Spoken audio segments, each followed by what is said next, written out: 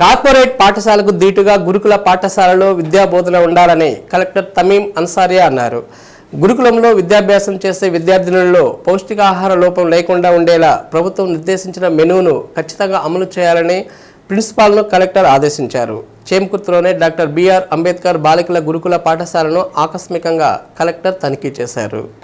గురుకులంలో ఉన్న విద్యార్థినుల అడ్మిషన్ వివరాలను, హాజరు రిజిస్టర్లు, వంట సరుకులు నాణ్యత, భోజనం నాణ్యతను, కిచెన్లో పరిశుభ్రతను కలెక్టర్ స్వయంగా పరిశీలించారు. వండిన ఆహారం పరిమాణాలను ప్రిన్సిపాల్ను అడిగి తెలుసుకున్నారు.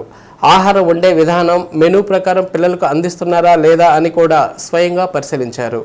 విద్యార్థులకు పరిసరాల పరిశుభ్రతతో పాటు వ్యక్తిగత పరిశుభ్రతను కూడా తెలియజేయాలని ఉపాధ్యాయులకు సూచించారు. అనంతరం డార్మెంటరీను, డైనింగ్ హాల్, హ్యాండ్ వాష్ ప్రదేశాన్ని పరిశీలించారు.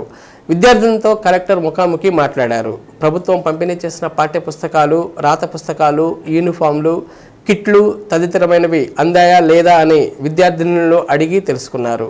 భోజనం నాణ్యతను గురించి కూడా విద్యార్థినులను అడిగి తెలుసుకున్నారు.